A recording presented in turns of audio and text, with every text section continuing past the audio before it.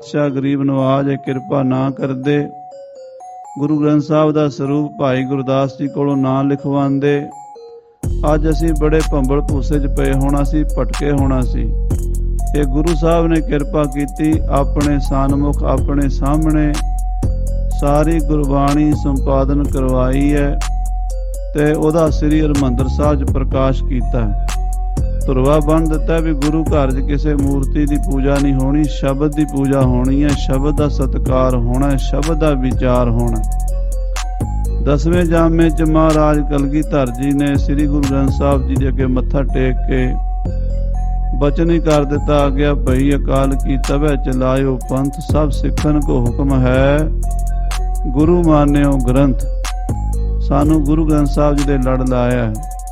ਅਸੀਂ ਸਤਿਗੁਰੂ ਜੀ ਦੇ ਸ਼ਬਦ ਨਾਲ ਜੁੜੀਏ, ਗੁਰਬਾਣੀ ਨਾਲ ਜੁੜੀਏ, ਮਹਾਰਾਜ ਦੇ ਉਪਦੇਸ਼ਾਂ ਨੂੰ ਪੜ੍ਹੀਏ, ਸੁਣੀਏ, ਵਿਚਾਰੀਏ। ਸਾਡਾ ਇਹ ਮਨੁੱਖਾ ਜਨਮ ਸਫਲ ਹੋਵੇ। ਮਨ ਬਿਰਤੀਆਂ ਨੂੰ ਇਕਾਗਰ ਕਰੋ। ਧੰਨ ਗੁਰੂ ਅਰਜਨ ਸਾਹਿਬ ਦੇ ਚਰਨਾਂ 'ਚ ਜੋੜ ਕੇ ਆਖੋ ਸਤਿਨਾਮ ਸ੍ਰੀ ਵਾਹਿਗੁਰੂ ਸਾਹਿਬ ਜੀ, ਸਤਿਨਾਮ ਸ੍ਰੀ ਵਾਹਿਗੁਰੂ ਸਾਹਿਬ ਜੀ। ਸੋਰਠ ਮਹੱਲਾ ਪੰਜਵਾ। ਸੋਰਠ ਰਾਗ ਦੇ ਅੰਦਰ ਪੰਚਮ ਪਾਤਸ਼ਾਹ ਮਹਾਰਾਜ ਸਤਿਗੁਰੂ ਅਰਜਨ ਦੇਵ ਜੀ ਸ਼ਬਦ ਉਚਾਰਨ ਕਰਦੇ ਹਨ। ਪਰਮੇਸ਼ਰ ਦਿੱਤਾ ਬੰਨਾ। ਸਾਧ ਸੰਗਤ ਜੀ, ਬੰਨਾ ਪੰਜਾਬੀ ਦਾ ਪ੍ਰਸਿੱਧ ਸ਼ਬਦ ਹੈ। ਇਹਦੇ ਬਹੁਤ ਅਰਥ ਮਹਾਂਪੁਰਸ਼ਾਂ ਨੇ ਕੀਤੇ ਹਨ। ਭਾਈ ਸਾਹਿਬ ਭਾਈ ਕਾਹਨ ਸਿੰਘ ਜੀ ਨਾਭਾ, ਡਾਕਟਰ ਵੀਰ ਸਿੰਘ ਜੀ ਅਤੇ ਸੰਪਰਦਾਇ ਗਿਆਨੀਆਂ ਨੇ ਅਰਥ ਕੀਤੇ ਹਨ। ਬੰਨਾ ਗੁਰਬਾਣੀ 'ਚ ਵੀ ਕਈ ਅਰਥਾਂ 'ਚ ਆਉਂਦਾ ਹੈ। ਜਿਵੇਂ ਇੱਥੇ ਪਦ ਬੰਨਾ ਆਇਆ, ਜਪਜੀ ਸਾਹਿਬ ਵਿੱਚ ਵੀ ਇਦਾਂ ਹੀ ਲਿਖਿਆ ਹੋਇਆ, ਪਰ ਉਹਦਾ ਉਚਾਰਨ ਥੋੜਾ ਜਿਹਾ ਹੋਰ ਹੈ। ਜੇ ਬੰਨਾ ਪੁਰੀਆਂ ਭਾਰ ਲਿਖਿਆ ਇਸੇ ਤਰ੍ਹਾਂ ਹੀ ਹੈ ਜਿਵੇਂ ਹੈ। ਤੇ ਇੱਕ ਹੋਰ ਜਗ੍ਹਾ ਤੇ ਆਉਂਦਾ ਹੈ, ਮੌਤੈ ਦਾ ਬੰਨਾ ਐਵੇਂ ਦਿਸੈ ਜਿਉਂ ਦਰਿਆਵੈ ਢਾਹਾ। ਇੱਥੇ ਸਾਧ ਸੰਗਤ ਜੀ ਬੰਨਾ ਦਾ ਅਰਥ ਹੈ ਰੁਕਾਵਟ, ਬੰਨ ਪਾ ਦੇਣਾ। ਜਿਵੇਂ ਕੋਈ ਦਰਿਆ, ਨਦੀ ਕਿਸੇ ਪਿੰਡ ਨੂੰ, ਕਿਸੇ ਸ਼ਹਿਰ ਨੂੰ ਢਾਹ ਲਾਂਦੀ ਹੋਵੇ ਤੇ ਸਰਕਾਰ ਨੂੰ ਕਹਿ ਦਈਦਾ ਵੀ ਸਾਡਾ ਪਿੰਡ ਰੁੜਦਾ, ਕੋਈ ਐਸਾ ਬੰਦੋਬਸਤ ਕਰੋ ਵੀ ਪਾਣੀ ਜਿਹੜਾ ਦਰਿਆ ਦਾ ਹੈ ਉਹ ਸਾਡੇ ਪਿੰਡ 'ਚ ਨਾ ਵੜੇ, ਸਾਡੇ ਘਰਾਂ ਨੂੰ, ਸਾਡੇ ਸ਼ਹਿਰ ਨੂੰ ਨੁਕਸਾਨ ਨਾ ਪਹੁੰਚਾਵੇ। ਤੇ ਕਈ ਵਾਰੀ ਸਰਕਾਰ ਮਦਦ ਕਰ ਦਿੰਦੀ ਹੈ, ਲੋਕ ਇਕੱਠੇ ਹੋ ਕੇ ਮਿੱਟੀ ਦਾ ਬੰਨ੍ਹ ਲਾ ਦਿੰਦੇ ਨੇ, ਪੱਥਰਾਂ ਦਾ ਬੰਨ੍ਹ ਲਾ ਦਿੰਦੇ ਨੇ, ਰੁਕਾਵਟ ਪਾ ਦਿੰਦੇ ਨੇ। ਜੇ ਨਦੀ ਨੂੰ ਬੰਨ੍ਹ ਮਾਰਿਆ ਹੋਵੇ ਤਾਂ ਉਹ ਨਦੀ ਜਿਹੜੀ ਹੈ ਉਹ ਪਿੰਡ ਦੇ ਵਿੱਚ, ਸ਼ਹਿਰ ਦੇ ਵਿੱਚ ਨਹੀਂ ਵੜਦੀ, ਨਹੀਂ ਨੁਕਸਾਨ ਕਰਦੀ। ਸੁੱਖ ਹੁੰਦਾ ਹੈ, ਸ਼ਾਂਤੀ ਹੁੰਦੀ ਹੈ, ਟਿਕਾ ਹੁੰਦਾ ਹੈ। ਸਾਡੀ ਜ਼ਿੰਦਗੀ ਦੇ ਵਿੱਚ ਵਿਕਾਰਾਂ ਦੀ ਨਦੀ, ਕਾਮ ਦੀ ਨਦੀ, ਕ੍ਰੋਧ ਦੀ ਨਦੀ, ਲੋਭ ਦੀ ਨਦੀ, ਹੰਕਾਰ ਦੀ ਨਦੀ ਤਪਾਈਆਂ ਮਚਾਉਂਦੀ ਹੈ। ਸਾਡੇ ਅੰਦਰ ਵਿਕਾਰਾਂ ਦੀ ਨਦੀ ਜਿਹੜੀ ਹੈ ਸਾਡੇ ਘਰਾਂ ਨੂੰ, ਸਾਡੇ ਹਿਰਦੇ ਰੂਪੀ ਘਰ ਨੂੰ ਨੁਕਸਾਨ ਪਹੁੰਚਾਉਂਦੀ ਹੈ, ਸਾਡੇ ਮਨ ਨੂੰ ਅਸ਼ਾਂਤ ਕਰਦੀ ਹੈ। ਇਹ ਜਿਹੜੇ ਵਿਕਾਰ ਨੇ, ਕਾਮ ਹੈ, ਕ੍ਰੋਧ ਹੈ, ਲੋਭ ਹੈ ਜਾਂ ਮੋਹ ਹੈ ਜਾਂ ਹੰਕਾਰ ਹੈ, ਇਹਨਾਂ ਨੇ ਅੱਜ ਤਾਈਂ ਕਦੀ ਕਿਸੇ ਨੂੰ ਸੁੱਖ ਤਾਂ ਦਿੱਤਾ ਨਹੀਂ। ਲੱਗਦਾ ਹੈ ਵੀ ਸਾਨੂੰ ਇਹ 'ਚੋਂ ਸੁੱਖ ਮਿਲੇਗਾ, ਖਿੰਨ ਮਾਤਰ ਥੋੜ੍ਹੇ ਜਿਹੇ ਸਮੇਂ ਲਈ ਅੱਖ ਦੇ ਫੋਰ ਦਾ ਸੁੱਖ ਤੇ ਬੜੇ ਲੰਮੇ ਸਮੇਂ ਦਾ ਦੁੱਖ ਦਿੰਦੇ ਨੇ। ਮਹਾਰਾਜ ਸੱਚੇ ਪਾਤਸ਼ਾਹ ਜੀ ਨੇ ਇਹਨਾਂ ਸਾਰੇ ਵਿਕਾਰਾਂ ਨੂੰ ਦੁਖਦਾਈ ਮੰਨਿਆ।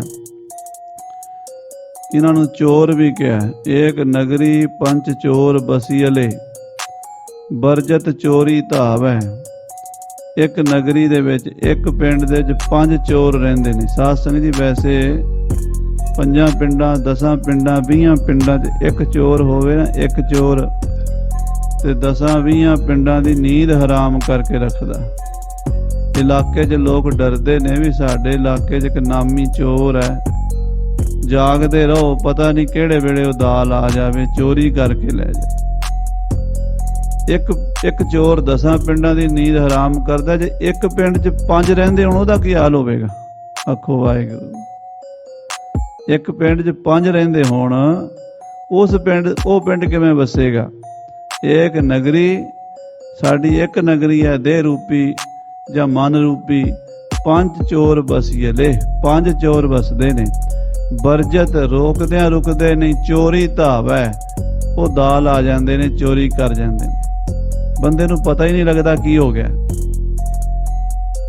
ਇਹਨਾਂ ਪੰਜਾਂ ਚੋਰਾਂ ਤੋਂ ਕੋਈ ਬੰਨ ਮਾਰ ਦੇਵੇ, ਕੋਈ ਇਹਨਾਂ ਤੋਂ ਰੁਕਾਵਟ ਪਾ ਦੇਵੇ, ਕੋਈ ਇਹਨਾਂ ਪੰਜਾਂ ਦਰਿਆਵਾਂ ਦਾ, ਕਾਮ ਦੇ ਦਰਿਆ ਦਾ, ਕ੍ਰੋਧ ਦੇ ਦਰਿਆ ਦਾ, ਲੋਭ ਦੇ ਦਰਿਆ ਦਾ ਬੰਨ ਸਾਨੂੰ ਮਾਰ ਦੇਵੇ, ਸਾਡੇ ਪਿੰਡ, ਸਾਡੇ ਘਰ, ਸਾਡੇ ਨਗਰ ਨਾ ਉਜੜਨ, ਕਿੰਨਾ ਚੰਗਾ ਹੋਵੇ। ਆਖੋ ਸਤਨਾਮ ਸ੍ਰੀ ਵਾਹਿਗੁਰੂ।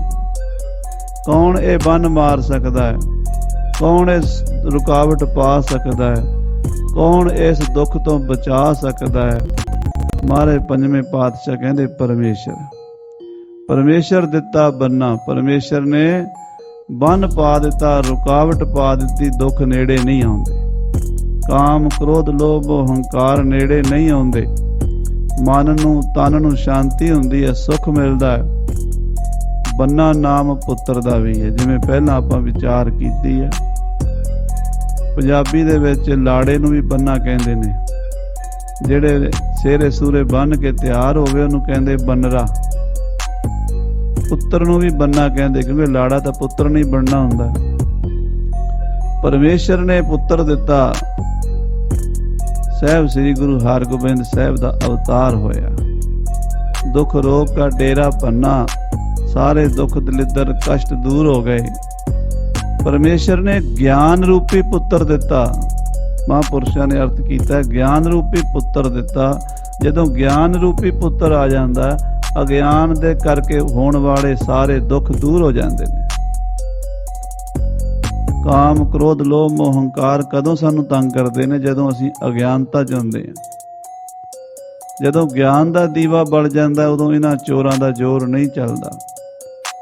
ਸੋ ਮਹਾਰਾਜ ਸਾਹਿਬ ਜੀ ਫਰਮਾਨ ਕਰਦੇ ਨੇ ਕਿ ਸਾਡੇ ਘਰ ਸਤਿਗੁਰੂ ਪਰਮੇਸ਼ਰ ਜੀ ਨੇ ਜੋ ਸਪੁੱਤਰ ਭੇਜਿਆ, ਗੁਰੂ ਹਰਗੋਬਿੰਦ ਸਾਹਿਬ ਰੂਪੀ, ਉਹਦਾ ਪ੍ਰਭਾਵ ਐਸਾ ਪਿਆ ਕਿ ਬਾਹਰੀ ਤੌਰ ਤੇ ਅੰਤਰੀਵੀ ਤੌਰ ਤੇ ਸਾਰੇ ਦੁੱਖ ਕੱਟੇ ਗਏ। ਸਾਰੀਆਂ ਆਦੀਆਂ ਵਿਆਧੀਆਂ ਉਪਾਧੀਆਂ ਮਿਟ ਗਈਆਂ।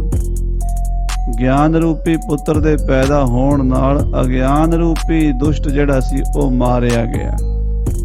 ਹਾਂਜੀ, ਦੁੱਖ ਰੋਗ ਕਾ ਡੇਰਾ ਭੰਨਾ, ਜੋ ਦੁੱਖ ਦੇਣ ਵਾਲਾ ਸੀ ਕਾਮ, ਕ੍ਰੋਧ, ਲੋਭ, ਮੋਹ, ਹੰਕਾਰ, ਜੋ ਪਾਪ ਸਾਨੂੰ ਦੁੱਖ ਦਿੰਦੇ ਸਨ। ਸਾਧ ਸੰਗਤ ਜੀ, ਦੁੱਖਾਂ ਦਾ ਕਾਰਨ ਪਾਪ ਹੁੰਦੇ ਹਨ, ਸੁੱਖ ਦਾ ਕਾਰਨ ਪੁੰਨ ਹੁੰਦੇ ਹਨ।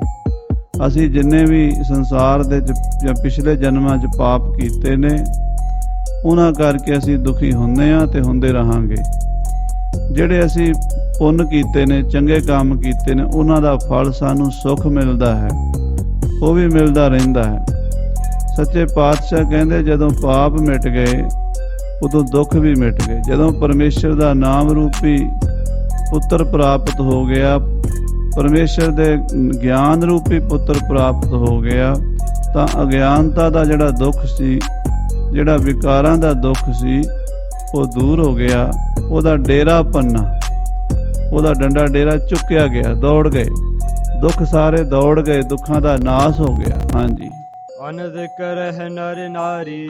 ਮਹਾਰਾਜ ਸਾਹਿਬ ਜੀ ਬਚਨ ਕਰਦੇ ਆ, ਫਿਰ ਹਰ ਇਸਤਰੀ ਪੁਰਸ਼ ਨਰ ਨਾਰੀ ਪ੍ਰਸੰਨ ਹੋ ਗਏ, ਖੁਸ਼ ਹੋ ਗਏ। ਸੰਸਾਰ ਦੇ ਵਿੱਚ ਆਪਾਂ ਜਿੰਨੇ ਵੀ ਜੀਵ ਵਸ ਰਹੇ ਹਾਂ ਖਾਲਸਾ ਜੀ, ਸਾਰੇ ਸੁੱਖ ਨੂੰ ਚਾਹੁੰਦੇ ਆ।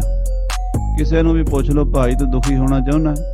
ਕਹਿੰਦਾ ਜੀ ਦੁੱਖ ਤਾਂ ਮੈਨੂੰ ਨਹੀਂ ਚਾਹੀਦਾ। ਗੁਰਬਾਣੀ ਦਾ ਬਚਨ ਹੈ, ਸੁੱਖ ਕੋ ਮੰਗੈ ਸਭ ਕੋ, ਦੁੱਖ ਨਾ ਮੰਗੇ ਕੋਏ। ਸਾਰੇ ਸੁੱਖ ਮੰਗਦੇ ਨੇ, ਆਨੰਦ ਮੰਗਦੇ ਨੇ, ਖੁਸ਼ੀ ਮੰਗਦੇ ਨੇ। ਦੁੱਖ, ਕਲੇਸ਼, ਝਗੜਾ, ਲੜਾਈ ਜਾਂ ਕੋਈ ਆਦੀ ਵਿਆਦੀ ਉਪਾਧੀ ਨੂੰ ਕੋਈ ਵੀ ਨਹੀਂ ਚਾਹੁੰਦਾ। ਕੋਈ ਵੀ ਮੂਰਖ ਤੋਂ ਮੂਰਖ ਆਦਮੀ ਵੀ ਇਹ ਨਹੀਂ ਕਹਿੰਦਾ ਮੈਂ ਦੁਖੀ ਹੋਵਾਂ। ਸਾਰੇ ਹੀ ਕਹਿੰਦੇ ਆ ਵੀ ਸੁਖੀ ਹੋਈਏ, ਆਨੰਦ ਕਰੀਏ, ਸੁਖੀ ਰਹੀਏ। ਸਤਿਗੁਰੂ ਕਲਗੀਧਰ ਪਾਤਸ਼ਾਹ ਨੇ ਵੀ ਇਹ ਬਚਨ ਕਹੇ ਨੇ, ਸੁਖੀ ਬਸੈ ਮੋਰੋ ਪਰਿਵਾਰਾ, ਸੇਵਕ ਸਿੱਖ ਸਭੈ ਕਰਤਾਰਾ। ਆਪਣਾ ਪਰਿਵਾਰ ਵਾਰ ਕੇ ਆਪਣੇ ਸਿੱਖਾਂ ਨੂੰ ਆਪਣਾ ਪਰਿਵਾਰ ਕਿਹਾ।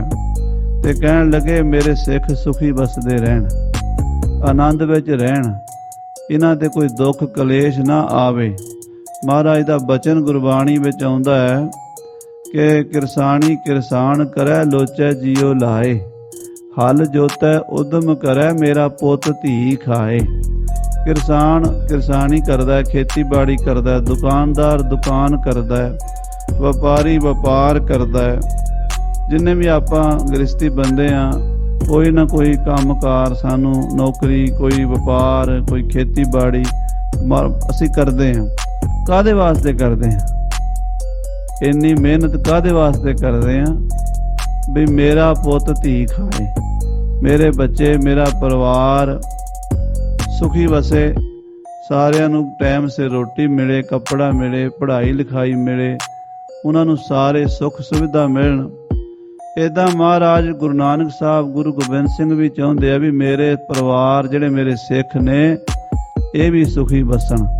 ਸੁਖੀ ਵਸੈ ਮੋਰੋ ਪਰਿਵਾਰਾ, ਮੇਰੇ ਸਿੱਖ ਖੁਸ਼ ਰਹਿਣ, ਮੇਰੇ ਸਿੱਖ ਨਾਮ ਬਾਣੀ ਨਾਲ ਜੁੜੇ ਰਹਿਣ, ਕਦੀ ਇਹਨਾਂ ਦਾ ਮਨ ਪਰੇਸ਼ਾਨ ਨਾ ਹੋਵੇ, ਆਨੰਦ ਵਿੱਚ ਰਹਿਣ, ਖੁਸ਼ੀ ਵਿੱਚ ਰਹਿਣ।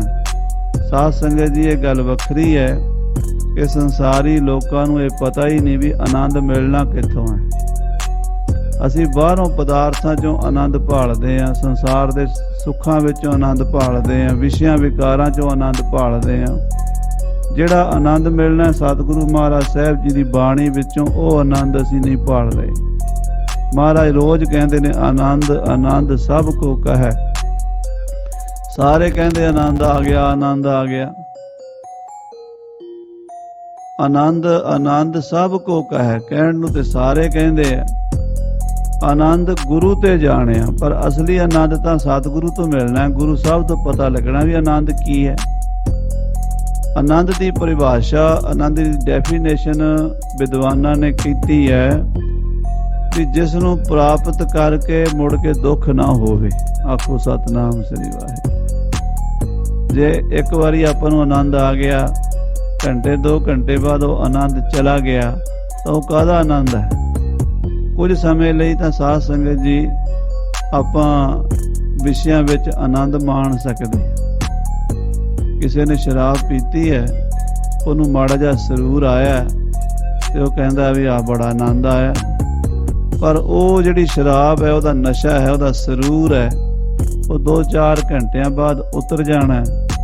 ਜਿੰਨਾ ਉਹਨੇ ਆਨੰਦ ਲਿਆ ਹੁੰਦਾ, ਉਹਦੇ ਨਾਲੋਂ ਜ਼ਿਆਦਾ ਉਹਨੂੰ ਦੁੱਖ ਭੋਗਣਾ ਪੈਂਦਾ, ਉਨਾ ਜ਼ਿਆਦਾ ਉਹਦੀ ਸਿਹਤ ਖਰਾਬ ਹੁੰਦੀ ਹੈ। ਉਹ ਕਾਹਦਾ ਆਨੰਦ ਹੋਇਆ?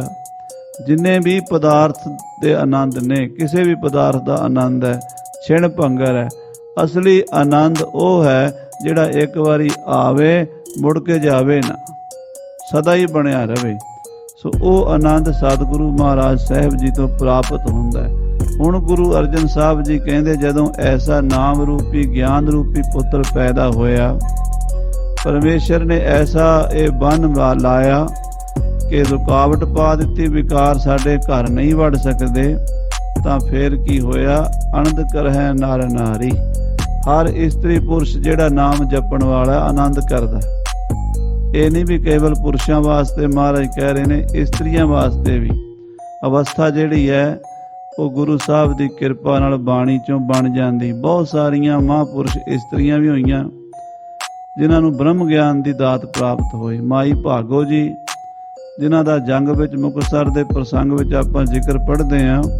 ਭਾਈ ਸੰਤੋਖ ਸਿੰਘ ਜੀ ਲਿਖਦੇ, ਸੁਣ ਮਾਈ ਭਾਗੋ ਸਚਿਆਰੀ, ਪਰਮਹੰਸ ਅਵਸਥਾ ਧਾਰੀ। 10ਵੇਂ ਪਾਤਸ਼ਾਹ ਨੇ ਬਚਨ ਕਹੇ ਸੀ, ਮਾਈ ਭਾਗੋ ਤੁਸੀਂ ਪਰਮਹੰਸ ਹੋ ਗਏ। ਇੱਕ ਹੰਸ ਹੁੰਦਾ, ਇੱਕ ਪਰਮਹੰਸ ਹੁੰਦਾ। ਹੰਸ ਉਹ ਹੁੰਦਾ ਜਿਹੜਾ ਸਾਧ ਸੰਗਤ ਜੀ ਮੋਤੀ ਚੁਗਦਾ ਹੈ, ਹੀਰੇ ਚੁਗਦਾ ਹੈ। ਹੰਸਾਂ ਹੀਰਾ ਮੋਤੀ ਚੁਗਣਾ। ਤੇ ਜਿਹੜਾ ਪਰਮਹੰਸ ਹੁੰਦਾ ਉਹ ਕੀ ਚੁਗਦਾ ਹੈ?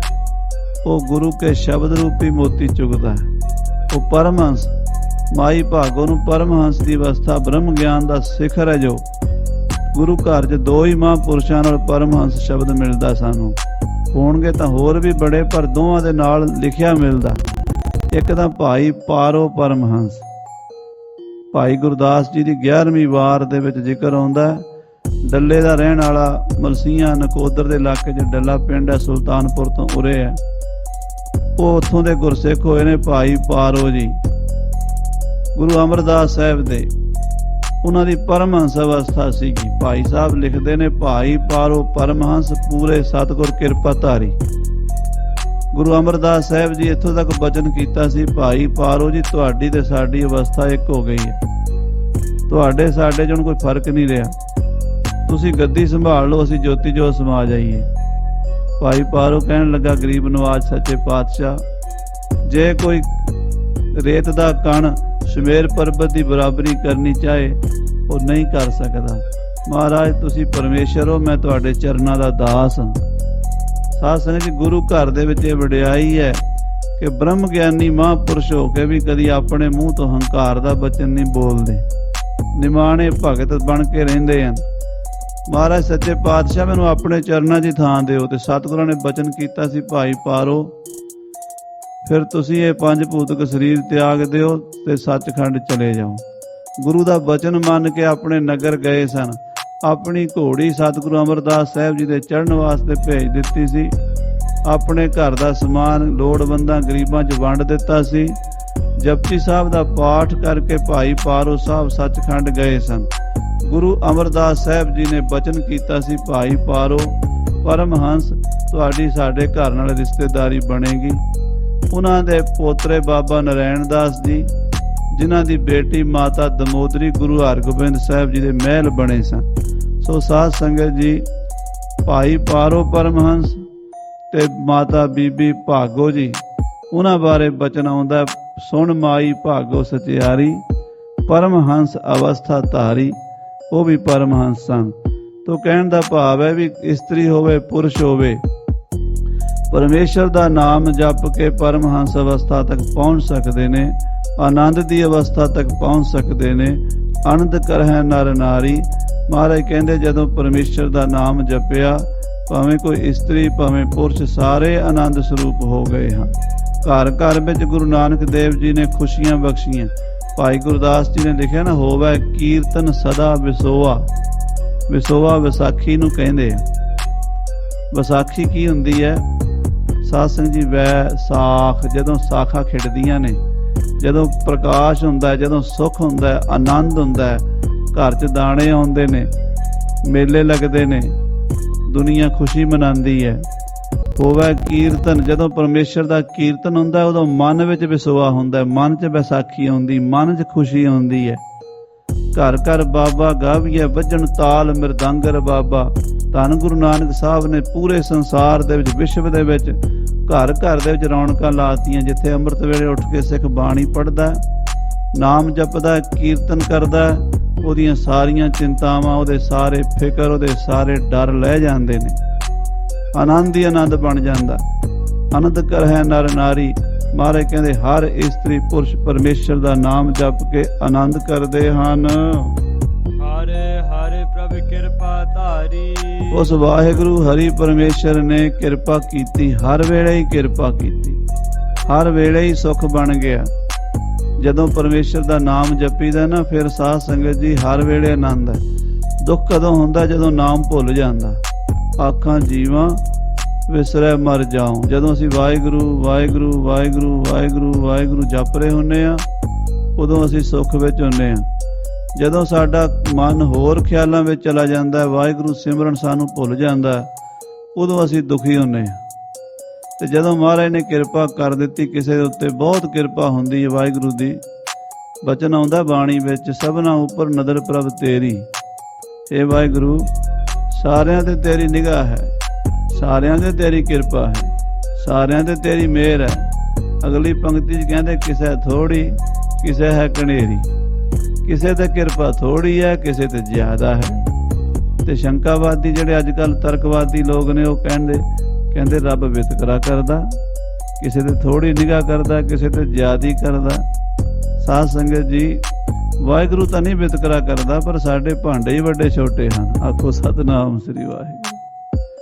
ਜਿੰਨੀ ਕੁ ਵਸਤੂ ਕਿਸੇ ਦੇ ਜੇ ਭਾਂਡੇ 'ਚ ਪੈ ਸਕਦੀ, ਉਨੀ ਪੈਣੀ ਹੈ। ਜਿਹੜੇ ਸੰਸਾਰੀ ਲੋਕ ਨੇ, ਉਹਨਾਂ ਦਾ ਭਾਂਡਾ ਕਿੱਡਾ ਕੁ ਹੈ, ਉਹਨਾਂ ਦੀ ਸ਼ਰਧਾ ਕਿੰਨੀ ਕੁ ਹੈ।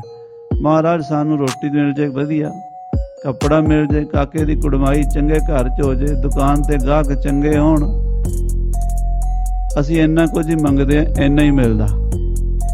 ਅਸੀਂ ਦੁਨਿਆਵੀ ਚੀਜ਼ਾਂ ਮੰਗਦੇ ਹਾਂ, ਦੁਨਿਆਵੀ ਮਿਲਦੀਆਂ, ਨਜ਼ਰ ਸਾਡੇ ਤੇ ਹੈ ਪਰ ਥੋੜੀ ਹੈ। ਕਿਸੇ ਹੈ ਘਨੇਰੀ, ਕਿਸੇ ਤੇ ਬਹੁਤ ਹੈ। ਉਹ ਕਿਹੜੀ ਹੈ? ਜਿਨ੍ਹਾਂ ਨੂੰ ਟੁੱਟ ਕੇ ਆਪਣਾ ਨਾਮ ਦੇ ਦਿੰਦਾ, ਜਿਨ੍ਹਾਂ ਨੂੰ ਆਪਣਾ ਸਿਮਰਨ ਦੇ ਦਿੰਦਾ। ਸਿਮਰਨ ਤੇ ਲਾਗੇ ਜਿਨ ਆਪ ਦਇਆਲਾ, ਜਿਨ੍ਹਾਂ ਤੇ ਆਪ ਦਇਆ ਕਰਦਾ, ਉਹਨਾਂ ਦੀ ਰਸਨਾ ਤੋਂ ਹਰ ਵੇਲੇ ਵਾਹਿਗੁਰੂ ਵਾਹਿਗੁਰੂ ਵਾਹਿਗੁਰੂ ਵਾਹਿਗੁਰੂ ਵਾਹਿਗੁਰੂ ਵਾਹਿਗੁਰੂ ਵਾਹਿਗੁਰੂ ਉਚਾਰਨ ਹੁੰਦਾ ਹੀ ਰਹਿੰਦਾ। ਉਹ ਤਾਂ ਸਾਹ ਵੀ ਨਹੀਂ ਰੋਕਦੇ, ਵੀ ਹਰ ਵੇਲੇ ਉਹਨਾਂ ਦੇ ਸਵਾਸ ਸਵਾਸ ਵਾਹਿਗੁਰੂ ਚੱਲਦਾ ਰਹਿੰਦਾ। ਧੰਨ ਹਨ ਉਹ ਸੰਤ ਭਗਤ ਬ੍ਰਹਮ ਗਿਆਨੀ ਮਹਾਂਪੁਰਸ਼, ਉਹਨਾਂ ਦੇ ਘਨੇਰੀ ਕਿਰਪਾ ਹੈ। ਸਭਨਾ ਉੱਪਰ ਨਦਰ ਪ੍ਰਭ ਤੇਰੀ, ਕਿਸੇ ਥੋੜੀ ਕਿਸੇ ਹੈ ਘਨੇਰੀ। ਥੋੜੀ ਉਹਨਾਂ ਤੇ ਹੈ ਜਿਹੜੇ ਰਾਜ ਭਾਗ ਸੰਸਾਰ ਦੇ ਮੰਗੀ ਜਾਂਦੇ ਹਨ, ਸੰਸਾਰ ਦੇ ਪਦਾਰਥ ਮੰਗੀ ਜਾਂਦੇ ਹਨ, ਸੋਨਾ ਚਾਂਦੀ ਹੀਰੇ ਮੋਤੀ ਮੰਗੀ ਜਾਂਦੇ ਹਨ। ਮਿਲਦੇ ਹਨ ਉਹਨਾਂ ਨੂੰ ਵੀ, ਨਦਰ ਹੈ ਤਾਂ ਹੀ ਮਿਲਦੇ ਹਨ, ਪਰ ਘਨੇਰੀ ਉਹਨਾਂ ਤੇ ਹੈ ਜਿਨ੍ਹਾਂ ਨੂੰ ਆਪਣੀ ਯਾਦ ਦੇ ਦਿੰਦਾ ਹੈ। ਆਨੰਦ ਦੀ ਅਵਸਥਾ ਮਿਲ ਜਾਂਦੀ ਹੈ। ਹਰ ਹਰ ਪ੍ਰਭ ਕਿਰਪਾ ਧਾਰੀ, ਹਰ ਵੇਲੇ ਹਰੀ ਪਰਮੇਸ਼ਰ ਦੀ ਉਹਨਾਂ ਤੇ ਕਿਰਪਾ ਹੁੰਦੀ ਹੈ। ਹਰ ਹਰ ਜਪਦੇ ਹੀ ਰਹਿੰਦੇ ਹਾਂ। ਜਿੱਥੇ ਗੁਰਬਾਣੀ 'ਚ ਹਰ ਹਰ ਪਦ ਬਾਰ-ਬਾਰ ਆਵੇ, ਰਾਮ ਰਾਮ ਰਾਮ ਰਾਮ ਰਾਮ ਰਾਮ ਬਾਰ-ਬਾਰ ਆਵੇ, ਕਈ ਜਗ੍ਹਾ ਤੇ 11 ਵਾਰੀ ਹਰ ਸ਼ਬਦ ਆਇਆ ਗੁਰੂ ਗ੍ਰੰਥ ਸਾਹਿਬ। ਹਰ ਹਰ ਹਰ ਹਰ ਹਰ ਹਰੇ ਹਰ ਹਰ ਹਰ ਹੇਤ, ਰਾਮ ਰਾਮ ਰਾਮ ਰਮੇ ਰਮ ਰਹੀ ਹੈ। ਇੱਕੋ ਸ਼ਬਦ ਬਾਰ-ਬਾਰ ਆਉਣ ਤੇ ਅਰਥ ਇਹ ਵੀ ਮਹਾਂਪੁਰਸ਼ਾਂ ਨੇ ਦੱਸਿਆ ਵੀ ਬਾਰ-ਬਾਰ ਨਾਮ ਜਪੀ ਜਾਓ। ਇੱਕ ਵਾਰੀ ਵਾਹਿਗੁਰੂ ਆਖ ਕੇ ਚੁੱਪ ਨਾ ਕਰੋ, ਦੂਜੀ ਵਾਰ ਫਿਰ ਵਾਹਿਗੁਰੂ ਆਖੋ, ਫਿਰ ਤੀਜੀ ਵਾਰ ਵਾਹਿਗੁਰੂ ਵਾਹਿਗੁਰੂ ਵਾਹਿਗੁਰੂ। ਇਹ ਕੰਮ ਕਰਦੇ ਰਹੋਗੇ ਤੇ ਆਨੰਦ ਬਣੇਗਾ। ਸਾਧ ਸੰਗਤ ਜੀ, ਇਹਦਾ ਸਾਡੇ ਅੰਦਰ ਦੁੱਖ ਦਾ ਕੰਡਾ ਕਿਹੜਾ ਹੈ? ਸਾਕਤ ਹਰ ਰਸ ਸਾਧ ਨਾ ਜਾਣਿਆ, ਤਿਨ ਅੰਤਰ ਹਉਮੈ ਕੰਡਾ ਹੈ। ਜਿਉਂ ਜਿਉਂ ਚਲਾ ਚੁਭੈ ਦੁਖ ਪਾਵੈ, ਜਮ ਕਾਲ ਸਹਿ ਹੈ ਸਿਰ ਡੰਡਾ ਹੈ। ਸਾਕਤਾਂ ਨੇ ਨਾਮ ਦਾ ਰਸ ਸਵਾਦ ਨਹੀਂ ਚੱਖਿਆ, ਕਿਉਂਕਿ ਉਹ ਮੈਂ ਮੇਰੀ 'ਚ ਰਹਿ ਗਏ। ਤੇ ਜਿਹੜਾ ਨੇ ਮੈਂ ਛੱਡ ਦਿੱਤੀ, ਉਹਨਾਂ ਨੇ ਗੁਰੂ ਦਾ ਬਚਨ ਮੰਨ ਕੇ ਵਾਹਿਗੁਰੂ ਵਾਹਿਗੁਰੂ ਜਪਣਾ ਸ਼ੁਰੂ ਕਰ ਦਿੱਤਾ, ਉਹਨਾਂ ਨੂੰ ਰਸ ਆ ਗਿਆ। ਸੋ ਹਰ ਹਰ ਪ੍ਰਭ ਕਿਰਪਾ ਧਾਰੀ, ਪਰਮੇਸ਼ਰ ਨੇ ਕਿਰਪਾ ਕੀਤੀ, ਸਵਾਸ ਸਵਾਸ ਬਾਰ-ਬਾਰ ਨਾਮ ਜਪਣ ਨੂੰ ਦੇ ਦਿੱਤਾ। ਹਾਂਜੀ, ਸੰਤੋ ਸੁਖ ਹੋਆ ਸਭ ਥਾਈ। ਮਹਾਰਾਜ ਕਹਿੰਦੇ ਹੈ ਸੰਤ ਜਨੋ, ਸਭ ਥਾਵਾਂ ਤੇ ਸੁੱਖ ਹੀ ਸੁੱਖ ਹੋ ਗਿਆ, ਆਨੰਦ ਹੀ ਆਨੰਦ ਹੋ ਗਿਆ, ਪ੍ਰਸੰਨਤਾ ਹੀ ਪ੍ਰਸੰਨਤਾ, ਖੁਸ਼ੀ ਹੀ ਖੁਸ਼ੀ। ਸੰਤੋ ਸੁਖ ਹੋਆ ਸਭ ਥਾਈ, ਜਿੱਥੇ ਜਾਈਏ ਜੈ ਜਾਈਏ ਤਹਾਂ ਸੁਹੇਲੇ। ਮਾ ਪਰਮੇਸ਼ਰ ਦੇ ਪਿਆਰੇ ਜਿੱਥੇ ਵੀ ਜਾਂਦੇ ਨਾ, ਉੱਥੇ ਹੀ ਸੁੱਖ ਬਣ ਜਾਂਦਾ। ਰਾਜਾ ਜਨਕ ਜੀ ਕਹਿੰਦੇ ਨਰਕਾਂ 'ਚ ਗਏ, ਨਰਕਾਂ ਦੇ ਬੂਹੇ ਦੇ ਅੰਗੋਂ ਲੰਘੇ ਜਦੋਂ, ਤੇ ਉਧਰ ਨਿਗਾਹ ਪੈ ਗਈ। ਭਾਈ ਗੁਰਦਾਸ ਜੀ ਨੇ 10ਵੀਂ ਵਾਰ 'ਚ ਕਥਾ ਲਿਖੀ ਹੈ, ਭਗਤ ਵੱਡਾ ਰਾਜਾ ਜਨਕ ਹੈ, ਗੁਰਮੁਖ ਮਾਇਆ ਵਿੱਚ ਉਦਾਸੀ। ਦੇਵ ਲੋਕ ਨੂੰ ਚੱਲਿਆ, ਗਣ ਗੰਧਰਵ ਸਭਾ ਸੁਖ ਵਾਸੀ। ਜਦੋਂ ਨਰਕਾਂ ਦੇ ਬੂਹੇ ਅੱਗੋਂ ਲੰਘੇ ਤੇ ਉਹ ਨਰਕਾਂ ਵਾਲੇ ਪਾਸਿਓਂ ਚੀਕ ਚਿਹਾੜਾ ਸੁਣਿਆ। ਇੰਨਾ ਕੁਰਲਾਟ ਮਚਿਆ, ਪਾਪੀ ਕਰਮ ਕਮਾਉਂਦੇ ਕਰਦੇ ਹਾਏ ਹਾਏ। ਆਪਣੇ ਪਾਪਾਂ ਦੀ, ਆਪਣੇ ਕੁਕਰਮਾਂ ਦੀ ਸਜ਼ਾ ਭੋਗ ਰਹੇ ਨੇ। ਕੋਈ ਕੋਲੂ 'ਚ ਪੀੜੇ ਜਾ ਰਹੇ ਨੇ, ਕੋਈ ਕੜਾਹਿਆਂ 'ਚ ਤਲੇ ਜਾ ਰਹੇ ਨੇ, ਕੋਈ ਤੱਤੇ ਥੰਮਾਂ ਨਾਲ ਬੰਨੇ ਹੋਏ ਨੇ। ਕਿਸੇ ਤਰ੍ਹਾਂ ਦੀ ਨਰਕ ਉਹਨਾਂ ਨੂੰ ਸਜ਼ਾ ਦੇ ਰਹੇ ਨੇ। ਨਰਕਾਂ ਵਿੱਚ ਜਮਦੂਤ ਵਿਲ ਲਾਵਣ ਜੀ ਨਰਕ ਨਿਵਾਸੀ, ਵਿਰਲਾਪ ਕਰਦੇ ਨੇ ਨਰਕਾਂ ਦੇ ਜੀਵ। ਤਾਂ ਜਨਕ ਜੀ ਨੇ ਵੇਖਿਆ ਸਾਧੂ ਦੀ ਨਿਸ਼ਾਨੀ। ਸਾਧ ਸੰਗਤ ਜੀ, ਕਈ ਲੋਕ ਪੁੱਛਦੇ ਨੇ ਕਿ ਸੱਚੇ ਸਾਧੂ ਦੀ, ਸੰਤ ਦੀ, ਬ੍ਰਹਮ ਗਿਆਨੀ ਦੀ ਨਿਸ਼ਾਨੀ ਕੀ ਹੈ? ਸਾਧ ਸੰਗਤ ਜੀ, ਜਿਹੜੀ ਅਸੀਂ ਮਹਾਂਪੁਰਸ਼ਾਂ ਤੋਂ ਸੁਣੀ ਹੈ ਉਹ ਇਹ ਹੈ ਵੀ ਇੱਕ ਤਾਂ ਉਹਦੇ ਕੋਲ ਬੈਠਿਆਂ ਪਰਮਾਤਮਾ ਯਾਦ ਆਵੇ, ਉਹਦੇ ਕਮਰੇ 'ਚ ਵੜਦਿਆਂ ਹੀ ਤੁਹਾਡੇ ਮੂੰਹ ਤੋਂ ਵਾਹਿਗੁਰੂ ਨਿਕਲੇ, ਉਹਦੇ ਦਰਸ਼ਨ ਕਰਕੇ ਵਾਹਿਗੁਰੂ ਮੂੰਹ ਤੋਂ ਨਿਕਲੇ। ਦੂਜੀ ਗੱਲ ਇਹ ਹੈ ਕਿ ਉਹਦੇ ਮਨ 'ਚ ਦਇਆ ਹੋਵੇ। ਉਹ ਸਾਧੂ ਨਹੀਂ ਜਿਹੜਾ ਦਇਆ ਵਾਲਾ ਨਹੀਂ, ਜਿਹੜਾ ਕਿਸੇ ਦੁਖੀ ਨੂੰ ਵੇਖ ਕੇ, ਪਰੇਸ਼ਾਨ ਨੂੰ ਵੇਖ ਕੇ, ਕਿਸੇ ਬੰਦੇ ਦੁਖੀ ਨੂੰ ਵੇਖ ਕੇ ਰਹਿਮ ਨਹੀਂ ਨਾ ਕਰਦਾ, ਜਿਹਦੇ ਮਨ 'ਚ ਇਹ ਨਹੀਂ ਆਉਂਦਾ ਯਾਰ ਦੁਖੀਆਂ ਨੂੰ ਬਚਾਈਏ, ਉਹ ਸਾਧ ਨਹੀਂ ਬਣ ਸਕਦਾ, ਜਿੰਨੀ ਮਰਜ਼ੀ ਮਾਲਾ ਫੇਰੀ ਜਾਵੇ। ਭਾਵੇਂ ਉਹ ਪਾਪੀ ਸਨ, ਉਹਨਾਂ ਨੇ ਪਾਪ ਕੀਤੇ ਸਨ, ਪਰ ਜਨਕ ਜੀ ਨੂੰ ਦਇਆ ਆ ਗਈ। ਭਾਈ ਸਾਹਿਬ ਭਾਈ ਗੁਰਦਾਸ ਜੀ ਲਿਖਦੇ ਨੇ, ਧਰਮ ਰਾਏ ਨੂੰ ਆਖਿਓਨ ਸਭਨਾ ਦੀ ਕਰ ਬੰਦ ਖਲਾਸੀ। ਧਰਮ ਰਾਏ ਨੂੰ ਕਹਿਣ ਲੱਗੇ ਰਾਜਾ ਜਨਕ ਜੀ, ਕਹਿੰਦੇ ਇਹਨਾਂ ਦੀ ਬੰਦ ਖਲਾਸੀ ਕਰਦੇ, ਛੱਡ ਦੇ ਇਹਨਾਂ ਵਿਚਾਰਿਆਂ ਨੂੰ। ਉਹ ਕਹਿਣ ਲੱਗਾ, ਮਹਾਰਾਜ ਮੇਰੇ ਵੱਸ ਦੀ ਗੱਲ ਨਹੀਂ। ਕਰੇ ਬੇਨਤੀ ਧਰਮ ਰਾਏ।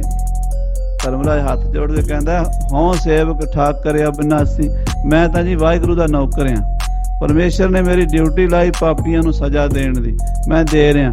ਮੈਂ ਇਹਨਾਂ ਨੂੰ ਛੱਡ ਦਿਆਂ, ਮੇਰੇ ਵੱਸ ਦੀ ਗੱਲ ਨਹੀਂ।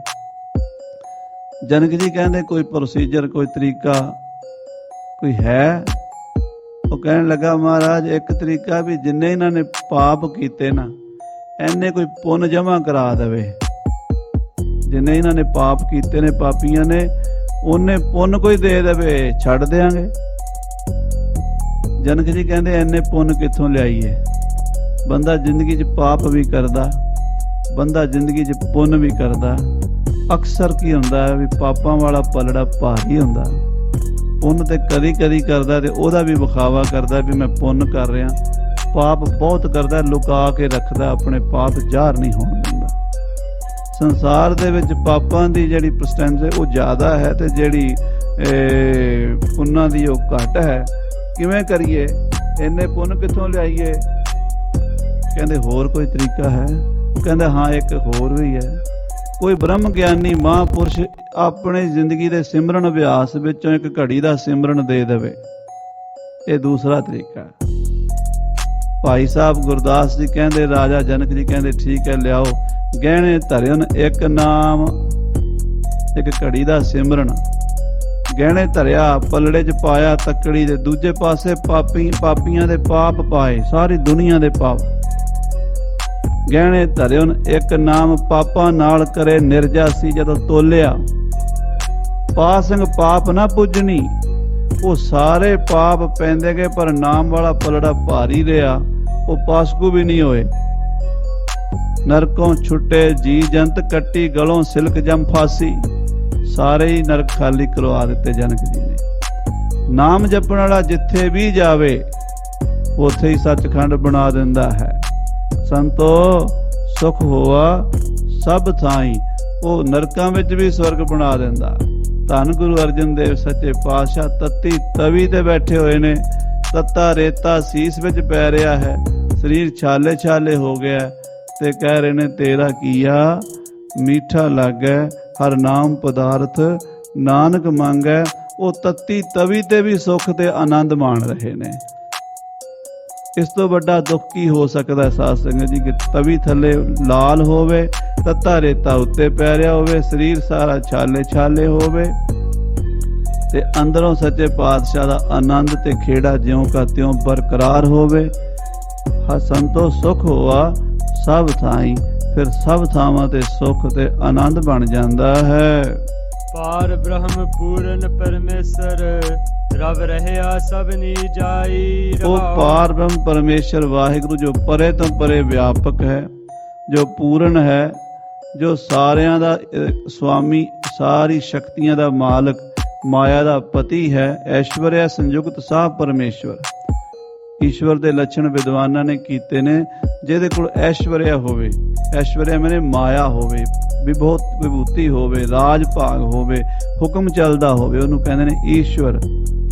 ਈਸ਼ਵਰ ਤੇ ਰਾਜੇ ਨੂੰ ਵੀ ਕਹਿੰਦੇ ਨੇ, ਕਿਉਂਕਿ ਸੰਸਾਰ ਵਿੱਚ ਉਹਦਾ ਹੁਕਮ ਚੱਲਦਾ।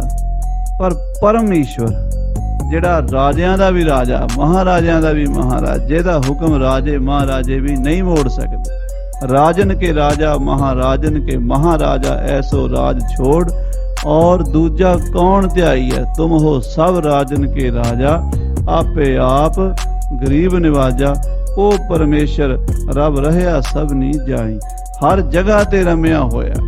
जिथे भी संसार में जाइए, ऐसी कोई थां नहीं जिथे अकाल पुरख ना होवे। कण कण जरे जरे पत्ते पत्ते च ओदी जोत दा प्रकाश हो रहा है। तुर की बाणी आई। विश्राम दे के सच्चे पातशाह जी कथन कर रहे ने, तुर की बाणी आई। ये जड़ी बाणी गुरु की है, ये तुर सचखंड तो आई है। ਕਿਸੇ ਕਵੀ ਨੇ ਕਵਿਤਾ ਦੇ ਜੋੜ ਨਹੀਂ ਬਣਾਏ ਹੋਏ। ਕਈ ਲੋਕ ਸਮਝਦੇ ਆ ਵੀ ਸ਼ਾਇਦ ਜਿਵੇਂ ਅੱਜ ਕੱਲ੍ਹ ਕਵੀ 2-4 ਪੰਕਤੀਆਂ ਇੱਧਰੋਂ 2-4 ਉੱਧਰੋਂ ਲਾ ਕੇ ਤੇ ਆਪਣੀ ਕਵਿਤਾ ਜੋੜ ਲੈਂਦੇ ਨੇ ਨਾ। ਸਾਧ ਸੰਗਤ ਜੀ, ਉਹਨਾਂ ਕਵੀਆਂ ਦੀ ਕਵਿਤਾ ਠੀਕ ਹੈ, ਉਹ ਵੀ ਪ੍ਰਮਾਤਮਾ ਦੀ ਕਿਰਪਾ ਨਾਲ ਹੀ ਬੋਲਦੇ ਨੇ, ਪਰ ਉਹ 2 ਸਾਲ 4 ਸਾਲ 5 ਸਾਲ 10 ਸਾਲ ਬਾਅਦ ਉਹਨਾਂ ਦੀ ਕਵਿਤਾ ਫਿੱਕੀ ਤੇ ਪੁਰਾਣੀ ਹੋ ਜਾਂਦੀ। ਗੁਰਬਾਣੀ ਜਿਹੜੀ ਹੈ ਇਹ ਕਦੀ ਫਿੱਕੀ ਪੁਰਾਣੀ ਨਹੀਂ ਹੁੰਦੀ, ਇਹਦਾ ਰਸ ਘਟਦਾ ਨਹੀਂ, ਇਹਦਾ ਰਸ ਜਿਉਂ-ਜਿਉਂ ਤੁਸੀਂ ਬਾਣੀ ਪੜ੍ਹੀ ਜਾਂਦੇ ਹੋ ਵੱਧਦਾ ਜਾਂਦਾ। ਇਸ ਕਰਕੇ ਧੁਰ ਕੀ ਹੈ, ਇਹ ਉੱਥੋਂ ਆਈ ਹੈ ਜਿੱਥੇ ਅਕਾਲ ਪੁਰਖ ਦੀ ਨਿਰੰਜਨੀ ਜੋਤ ਦਾ ਸਦਾ ਹੀ ਪ੍ਰਕਾਸ਼ ਹੈ, ਤੇ ਜਿੱਥੋਂ ਇਹ ਆਈ ਹੈ ਸਾਨੂੰ ਉੱਥੇ ਲੈ ਜਾਂਦੀ ਹੈ। ਧੁਰ ਕੀ ਬਾਣੀ ਆਈ, ਧੁਰ ਕੀ ਬਾਣੀ ਆਈ।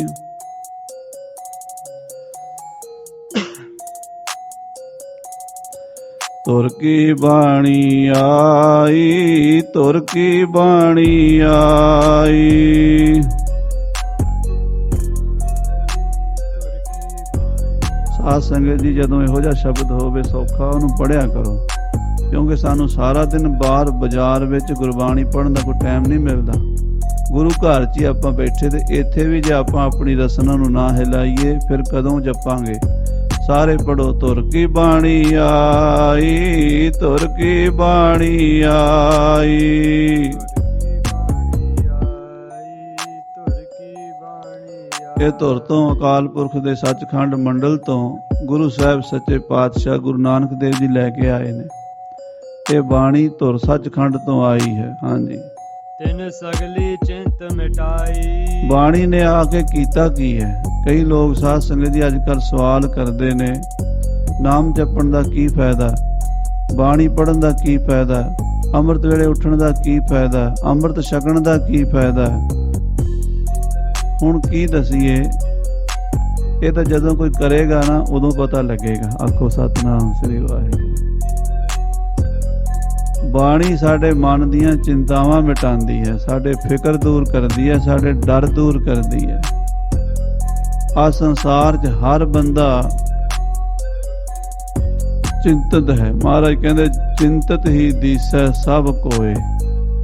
ਕਿਸੇ ਨੂੰ ਵੀ ਪੁੱਛ ਲਓ, ਭਾਵੇਂ ਉਹ ਕੋਈ ਬਹੁਤ ਵੱਡਾ ਸਾਰੇ ਮੁਲਕ ਦਾ ਰਾਸ਼ਟਰਪਤੀ ਹੈ, ਤੇ ਭਾਵੇਂ ਕੋਈ ਵਿਚਾਰਾ ਕੋਈ ਘਾਹ ਖੁਰਚਣ ਵਾਲਾ ਹੈ, ਕੋਈ ਦਿਹਾੜੀਦਾਰ ਹੈ, ਗਰੀਬ ਤੋਂ ਗਰੀਬ, ਅਮੀਰ ਤੋਂ ਅਮੀਰ, ਸਾਰੇ ਚਿੰਤਤ ਹਨ। ਚਿੰਤਾ ਨੇ ਸਾਰਿਆਂ ਨੂੰ ਫੜਿਆ ਹੋਇਆ। ਚਿੰਤਤ ਹੀ ਦੀਸੈ ਸਭ ਕੋਏ, ਚਿਤ ਹੈ ਏਕ ਤਹੀਂ ਸੁਖ ਹੋਏ। ਕਹਿੰਦੇ ਜਿੱਥੇ ਵਾਹਿਗੁਰੂ ਦਾ ਚਿੰਤਨ ਹੋਵੇਗਾ ਉੱਥੇ ਚਿੰਤਾ ਨਹੀਂ ਰਹੇਗੀ। ਦੋ ਹੀ ਚੀਜ਼ਾਂ ਨੇ, ਇੱਕ ਚਿੰਤਨ ਹੈ, ਇੱਕ ਚਿੰਤਾ ਹੈ। ਚਿੰਤਾ ਨੇ ਸੰਸਾਰ ਨੂੰ ਫੜਿਆ ਹੋਇਆ। ਭਗਤਾਂ ਨੇ ਚਿੰਤਨ ਕੀਤਾ ਪਰਮੇਸ਼ਰ ਦਾ, ਉਹ ਚਿੰਤਾ ਤੋਂ ਰਹਿਤ ਹੋ ਗਏ ਹਨ। ਧੁਰ ਕੀ ਬਾਣੀ ਆਈ, ਤਿਨ ਸਗਲੀ ਚਿੰਤ ਮਿਟਾਈ। ਵਾਹਿਗੁਰੂ ਦੀ ਬਾਣੀ, ਗੁਰੂ ਪਰਮੇਸ਼ਰ ਦੀ ਬਾਣੀ ਨੇ ਸਾਰੀਆਂ ਹੀ ਚਿੰਤਾਵਾਂ ਦੂਰ ਕਰ ਦਿੱਤੀਆਂ ਹਨ। ਦਇਆਲ ਪੁਰਖ ਮਿਹਰਬਾਨਾ। ਮਹਾਰਾਜ ਕਹਿੰਦੇ ਉਹ ਪਰਮੇਸ਼ਰ ਦਇਆਲੂ ਹੈ, ਬਹੁਤ ਦਇਆ ਦਾ ਘਰ ਹੈ ਵੱਡਾ। ਤੇ ਪੁਰਖ ਦਾ ਅਰਥ ਹੈ ਪੁਰ ਦੇ ਵਿੱਚ ਆਕਾਸ਼ ਦੀ ਤਰ੍ਹਾਂ ਵਿਆਪਕ ਹੋਵੇ, ਉਹਨੂੰ ਕਹਿੰਦੇ ਪੁਰਖ। ਪੁਰਖ ਦੇ ਲੱਛਣ ਹਨ ਪੁਰ ਦੇ ਵਿੱਚ ਖ ਨਾਮ ਆਕਾਸ਼ ਦਾ ਹੈ, ਖਾਲੀ ਜਗ੍ਹਾ ਦਾ, ਜਿਹੜਾ ਪੁਰ ਦੇ ਵਿੱਚ ਆਕਾਸ਼ ਦੀ ਤਰ੍ਹਾਂ ਵਿਆਪਕ ਹੈ। ਕੋਈ ਨਗਰ ਐਸਾ ਹੈ ਜਿੱਥੇ ਆਕਾਸ਼ ਨਾ ਹੋਵੇ। ਭਾਵੇਂ ਕੋਈ ਕਾਨਪੁਰ ਹੈ, ਜੱਬਲਪੁਰ ਹੈ, ਜੈਪੁਰ ਹੈ, ਜੋਧਪੁਰ ਹੈ, ਕਰਤਾਰਪੁਰ ਹੈ, ਕੀਰਤਪੁਰ ਹੈ, ਜਿੱਥੇ ਮਰਜ਼ੀ ਚਲੇ ਜਾਓ। ਪੁਰ ਤਾਂ ਬੜੇ ਨੇ, ਸੰਸਾਰ ਆ ਪੁਰ ਹੀ, ਆਪਾਂ ਪੁਰ 'ਚ ਬੈਠੇ ਹਾਂ। ਤੇ ਇੱਥੇ ਦੱਸੋ ਆਕਾਸ਼ ਹੈ ਕਿ ਨਹੀਂ ਹੈ? ਆਕਾਸ਼ ਸਭ ਥਾਵਾਂ ਤੇ, ਜਿਵੇਂ ਸਭ ਥਾਂ ਤੇ ਖੁੱਲੀ ਥਾਂ ਆਕਾਸ਼ ਖੁੱਲਾ ਹੈ, ਇੱਦਾਂ ਵਾਹਿਗੁਰੂ ਹਰ ਥਾਂ ਤੇ ਹੈ। ਕੋਈ ਜਗ੍ਹਾ ਐਸੀ ਨਹੀਂ ਜਿੱਥੇ ਨਾ ਹੋਵੇ। ਜਿਹੜਾ ਪੁਰ ਦੇ ਵਿੱਚ ਆਕਾਸ਼ ਦੀ ਤਰ੍ਹਾਂ ਵਿਆਪਕ, ਸੋ ਪੁਰਖ, ਸੋ ਪੁਰਖ ਨਿਰੰਜਨ ਹਰ, ਪੁਰਖ ਨਿਰੰਜਨ ਹਰ, ਅਗਮਾ ਅਗਮ ਅਪਾਰਾ। ਦਇਆਲ ਪੁਰਖ ਜਿਹੜਾ ਸਾਰਿਆਂ ਤੇ ਦਇਆ ਕਰਨ ਵਾਲਾ ਹੈ, ਸੱਤਾ ਸੰਪੰਨ ਹੈ। ਪੁਰਖ ਦਾ ਦੂਸਰਾ ਅਰਥ ਹੈ ਸ਼ਕਤੀਸ਼ਾਲੀ। ਜਿਵੇਂ ਪੁਰਸ਼ ਦੇ ਵਿੱਚ ਬਲ ਹੁੰਦਾ ਹੈ, ਪੌਰਸ਼ਤਵ ਹੁੰਦਾ ਹੈ, ਸ਼ਕਤੀ ਹੁੰਦੀ ਹੈ। ਕਹਿੰਦੇ ਵਾਹਿਗੁਰੂ 'ਚ ਸਾਰੀ ਸੱਤਾ ਹੈ, ਸਾਰੀ ਸ਼ਕਤੀ ਹੈ। ਮਿਹਰਵਾਨਾ ਸਾਰਿਆਂ ਤੇ ਮਿਹਰ ਕਰਨ ਵਾਲਾ ਹੈ। ਉਸ ਵਾਹਿਗੁਰੂ ਦੇ ਘਰ ਵਿੱਚ ਕਿਸੇ ਪ੍ਰਤੀ ਕਰੂਰਤਾ ਨਹੀਂ ਹੈ, ਸਾਰਿਆਂ ਤੇ ਮਿਹਰ ਕਰਦਾ ਹੈ, ਸਾਰਿਆਂ ਤੇ ਦਿਆਲੂ ਹੈ। ਹਾਂਜੀ, ਹਰ ਨਾਨਕ ਸਾਚ ਬਖਾਨਾ। ਸਾਹਿਬ ਜੀ ਫਰਮਾਨ ਕਰਦੇ ਪੰਜਵੇਂ ਨਾਨਕ ਸਤਿਗੁਰੂ ਅਰਜਨ ਦੇਵ ਜੀ, ਹਰ ਨਾਨਕ ਸਾਚ ਬਖਾਨਾ। ਉਹ ਸੱਚੇ ਦਾ ਵਖਿਆਨ ਅਸੀਂ ਕਰ ਰਹੇ ਹਾਂ, ਜਿਵੇਂ ਉਹ ਕਰਾ ਰਿਹਾ ਹੈ, ਉਹਦੀ ਦਇਆ ਨਾਲ ਕਰ ਰਹੇ ਹਾਂ, ਕਿਉਂਕਿ ਪਰਮਾਤਮਾ ਦੀ ਉਸਤਤ ਵੀ ਪਰਮਾਤਮਾ ਦੀ ਕਿਰਪਾ ਨਾਲ ਹੀ ਹੁੰਦੀ ਹੈ। ਇਹ ਅਕਾਲ ਪੁਰਖ ਦੀ ਕਿਰਪਾ ਨਾਲ ਤੁਰ ਕੀ ਬਾਣੀ ਵਿੱਚ ਅਕਾਲ ਪੁਰਖ ਦੀ ਉਸਤਤ ਅਕਥ ਕਥਾ ਜਿਹੜੀ ਨਹੀਂ ਕਥੀ ਜਾ ਸਕਦੀ, ਉਹ ਸ੍ਰੀ ਗੁਰੂ ਗ੍ਰੰਥ ਸਾਹਿਬ 'ਚ ਕਥੀ ਹੋਈ ਹੈ। ਅਕਥ ਕਥਾ ਜਿਹੜੀ ਨਹੀਂ ਕਥੀ ਜਾ ਸਕਦੀ, ਸ੍ਰੀ ਗੁਰੂ ਗ੍ਰੰਥ ਸਾਹਿਬ 'ਚ ਕਥੀ ਹੋਈ ਹੈ, ਪਰ ਫਿਰ ਵੀ ਅਕਥ ਹੀ ਕਿਹਾ ਹੈ, ਅੰਤ ਨਹੀਂ ਪਾਇਆ। ਵਾਹਿਗੁਰੂ ਦੀ ਸਿਫਤ ਦਾ ਅੰਤ ਨਹੀਂ, ਅੰਤ ਨਾ ਸਿਫਤੀ ਕਹਿਣ ਨਾ ਅੰਤ, ਅੰਤ ਨਾ ਕਰਨਾ ਦੇਣ ਨਾ ਅੰਤ, ਅੰਤ ਨਾ ਵੇਖਣ ਸੁਣਨ ਨਾ ਅੰਤ, ਅੰਤ ਨਾ ਜਾਪੈ ਕਿਆ ਮਨ ਮੰਤ, ਅੰਤ ਨਾ ਜਾਪੈ ਕੀਤਾ ਆਕਾਰ, ਅੰਤ ਨਾ ਜਾਪੈ ਪਾਰਾਵਾਰ, ਅੰਤ ਕਾਰਨ ਕੇਤੇ ਬਿਲ ਲਾਹੇ, ਤਾਕੇ ਅੰਤ ਨਾ ਪਾਏ ਜਾਹੇ। ਐਸੇ ਵਾਹਿਗੁਰੂ ਅਕਾਲ ਪੁਰਖ ਪਰਮੇਸ਼ਰ ਦੇ ਚਰਨਾਂ 'ਚ ਅਰਦਾਸ ਕਰੀਏ ਕਿ ਉਹਨਾਂ ਦੀ ਧੁਰ ਕੀ ਬਾਣੀ ਸਾਡੇ ਹਿਰਦੇ 'ਚ ਵਸੇ, ਸਾਡੇ ਅੰਦਰ ਵੀ ਪਰਮੇਸ਼ਰ ਕਿਰਪਾ ਕਰੇ, ਵਿਕਾਰਾਂ ਨੂੰ ਬੰਨ੍ਹ ਪਵੇ, ਮਨ ਪਰਮੇਸ਼ਰ ਦੀ ਯਾਦ ਵਿੱਚ ਜੁੜੇ, ਇਹ ਮਨੁੱਖਾ ਜਨਮ ਸਫਲਾ ਹੋਵੇ। ਇਤਨੇ ਬਚਨ ਪ੍ਰਵਾਨ ਕਰਨੇ ਜੀ। ਖੀਰਲੀਆਂ ਪੰਕਤੀਆਂ ਸਰਵਣ ਕਰੀਏ। ਧੁਰ ਕੀ ਬਾਣੀ ਆਈ, ਤਿਨ ਸਗਲੀ ਚਿੰਤ ਮਿਟਾਈ, ਦਇਆਲ ਪੁਰਖ ਮਿਹਰਵਾਨਾ, ਹਰ ਨਾਨਕ ਸਾਚ ਬਖਾਨਾ।